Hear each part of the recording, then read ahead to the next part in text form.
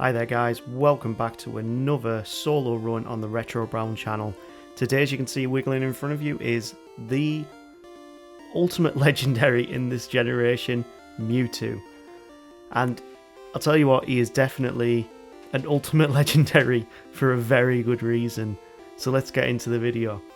Let's have a quick chat about his base stats. He has a whopping 680 in his base stats.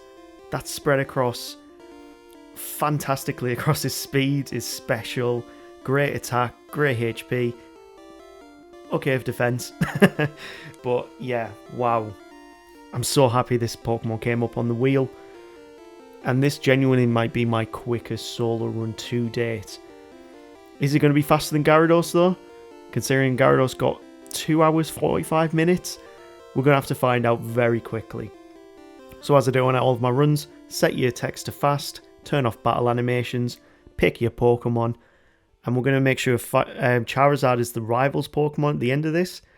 That way it gives us, but considering the move choice I'm actually going to go with for this video, it means that I'm going to have the hardest time against him at the end. But let's have a look at what we actually start off with. And there we go, there's the battle. We start off with Psychic, Swift, Disable and Confusion. And look at that, level 5, we nearly one-shot that Charmander. That is insane. So, you know, I mean, I'm just going to go straight to Brock. I'm not going to level up anything more than what I need to. I did go against the Light Years trainer, but Geodude goes down 2 hits, we're level 9. Onix goes down, he goes for a Bide. He takes 3 Confusions to take him out. So I actually did lose a little bit of time there. If I'd used Psychic, I probably would have taken him out in 1. Because even though it's only a 90 base power move, Psychic, because it's a stab move, will probably be around about that 120 range. And that leaves us on to Misty. Now, we've gone through Mount Moon, we're only level 15 here, and honestly, we're tearing it. We haven't lost a single fight so far.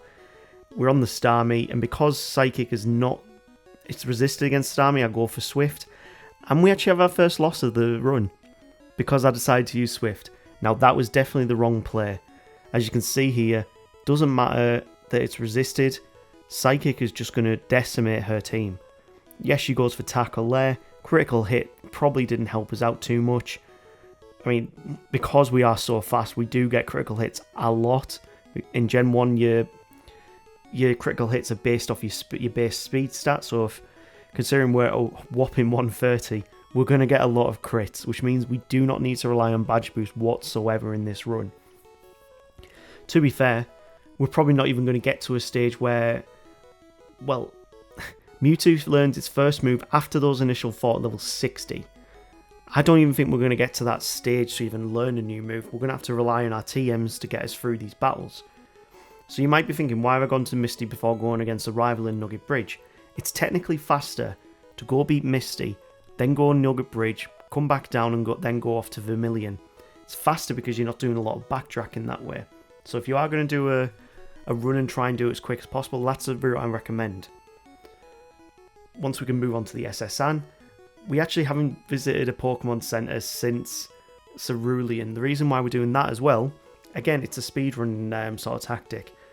If you don't heal in Vermilion and you pick up Dig, you can then dig back to Cerulean once you've completed all of Vermilion. So you can pick up a few potions in the market, and that'll keep your HP up. You can grab an elixir on Nugget Bridge, north of Nugget Bridge, which is next to the Hiker, I think it is. So you can restore your PP that way if you really need to. But most times than not, if you've got 4 moves, you can pretty much power your way through. We have taught Body Slam. This also is another place for us where we can get some more PP on our moves. And of course, it's my favourite Gen 1 move. We can learn a hell of a lot of TMs and HMs. I think apart from Mewtwo might have one of the widest move pools in all of Gen 1. I'll need to double check that, of course, but we can beat Surge without any problem whatsoever because we picked up Body Slam. This Pokemon are very defensively weak. And then we can move straight on to Erica. Now, Erica is extremely easy for us.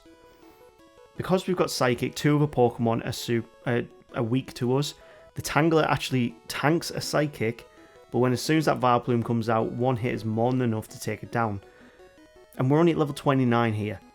So we are missing out every single optional battle we can. We are literally only doing this at the mandatory battles that we have to go against. And against Giovanni, of course, it's still not a problem whatsoever. We're level 30 going into this. He's got 2 rock Pokemon and a Kangaskhan. We've got Psychic and Bubble Beam. We're going to decimate his whole team here. Every single Pokemon goes down to 1 hit. We go up to level 31. And then we can go back to Lavender Tower, complete that, and then let's open the game up a bit. Now, the quickest route that I've always found with doing these solo runs, and I've done so many of them so far, we're nearly at 50 solo runs. The quickest way to get through all of these...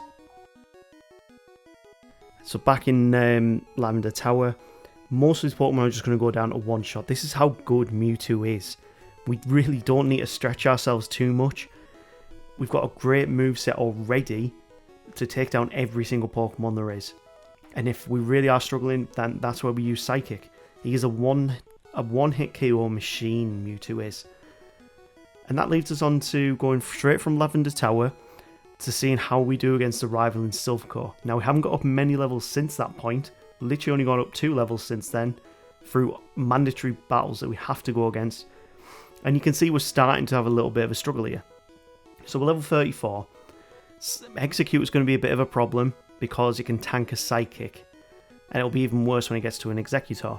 Gyarados, it's going to go down to a Thunderbolt. It is very, very weak to electric type moves because it's doubly weak with being water and flying. Alakazam, it's very physically weak, but it actually does tank a Body Slam in this circumstance. That is because our attack is probably one of our lowest stats. It's next to HP and defense, it's our lowest stat.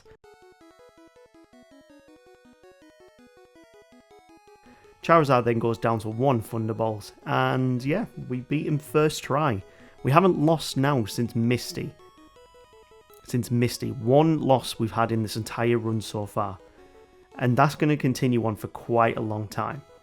So next up we have Giovanni. This is a good measure to see how we're going to do against him in the 8th gym. Well, Psychic takes down the Nidorino, Kangaskhan comes out, and another Psychic takes it down. We get a critical hit. This is what I meant earlier about these critical hits. We get loads of them. Bubble Beam is super effective against the Rhyhorn. Queen, we're going to go for Psychic, of course, because it's super effective. And there is Giovanni done without taking 1 bit of damage. So, we are flying through this so quickly.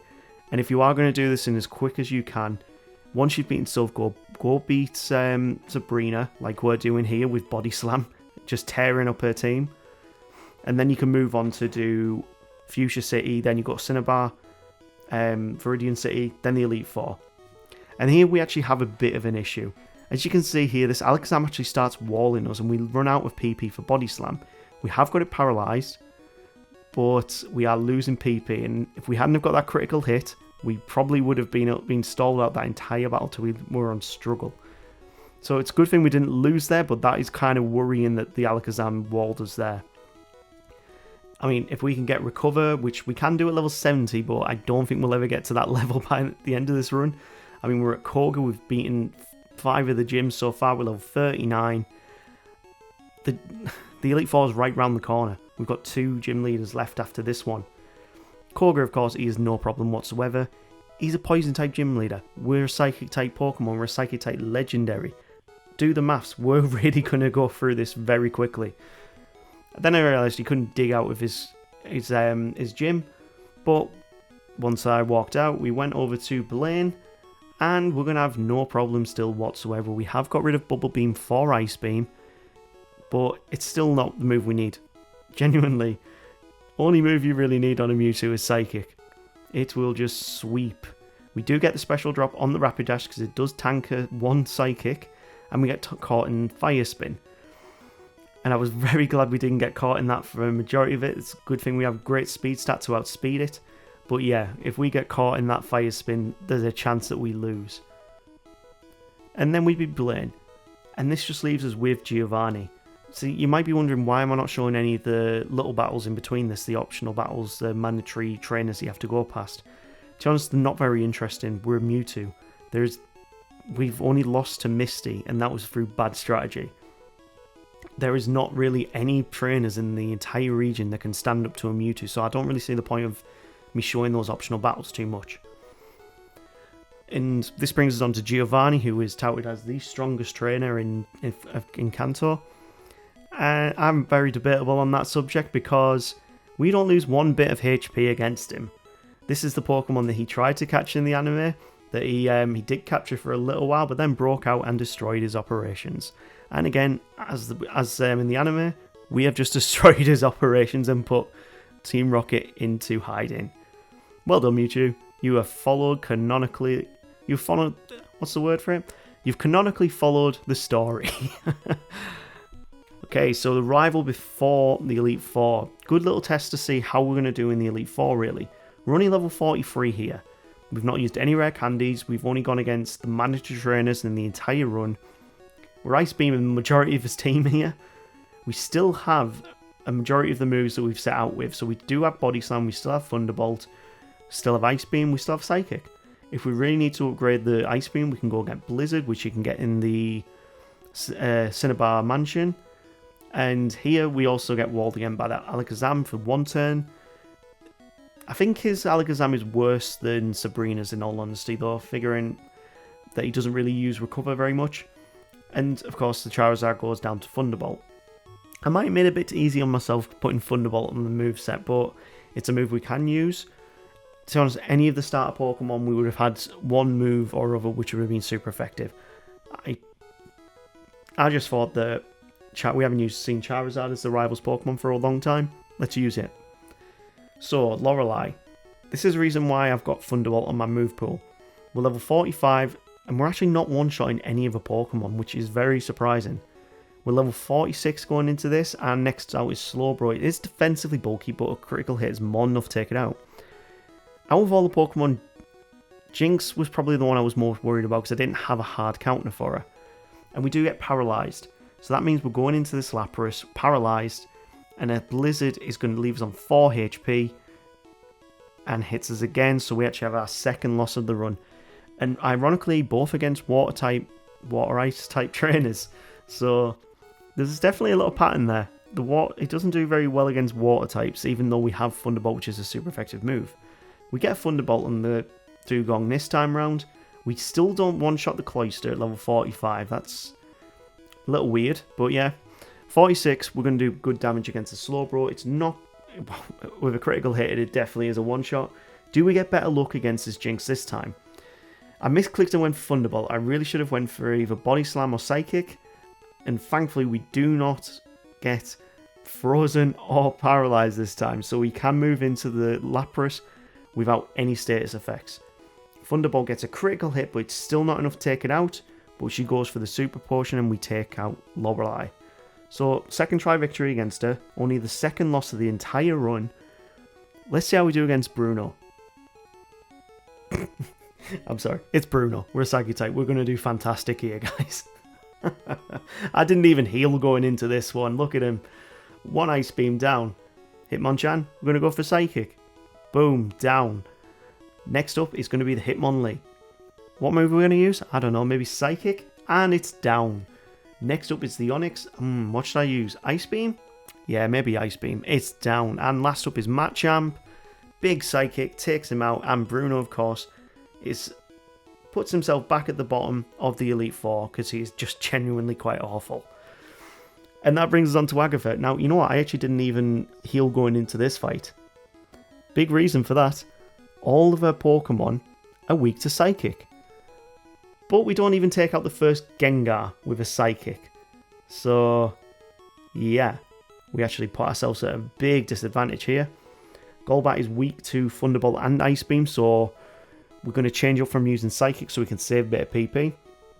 Haunter will have to use Psychic on, but we do hit ourselves in Confusion, which is not good. We hit ourselves in Confusion twice. Now we're asleep.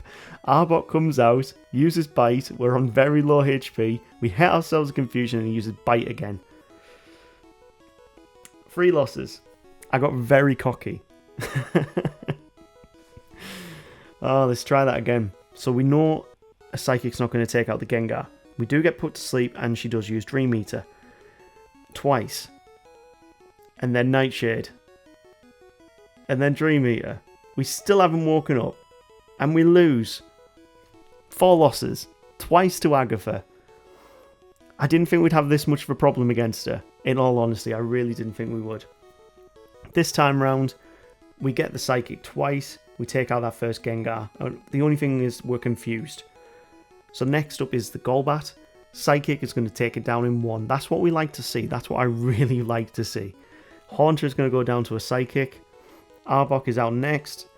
It goes down to a Psychic. Where were all these one-shots on the previous 2 attempts?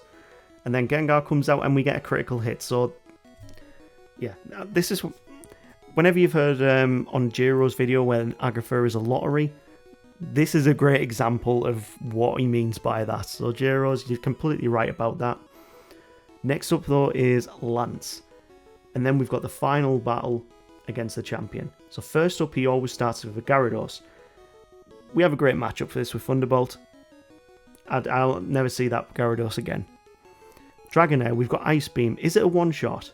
It is a one-shot, which means the Dragonite at the end is definitely going to be a one-shot as well.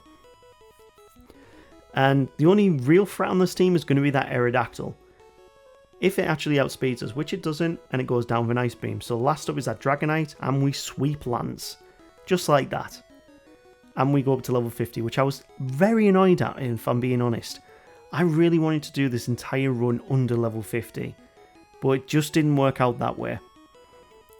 It really annoyed me that I didn't finish on level 50, but what can we do? We're going for best time. We're seeing how quick we can do this. Let's see how we do against the champion. So first up is the Pidgeot, and we're going to go for Ice Beam. If we can get the freeze, that'd be a perfect start. We don't need to use his full restore, so we've lost a little bit of time here. He goes for Sky Attack. Great, it means he's not going to even hit us.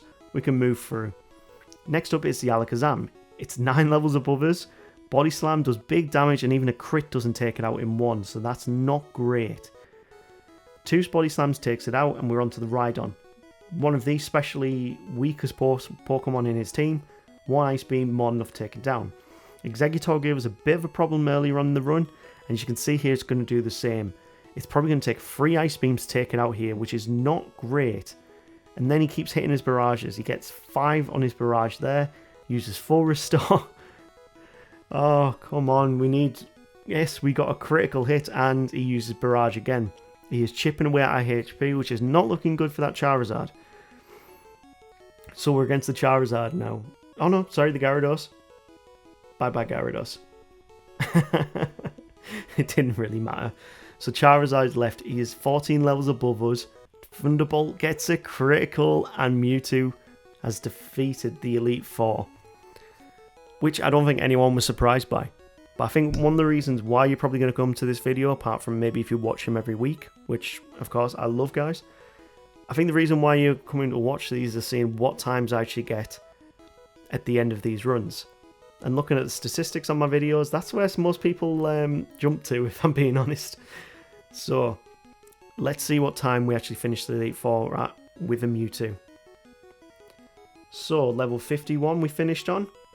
And our time was 2 hours and 33 minutes. Jesus, that is the quickest run I have ever done.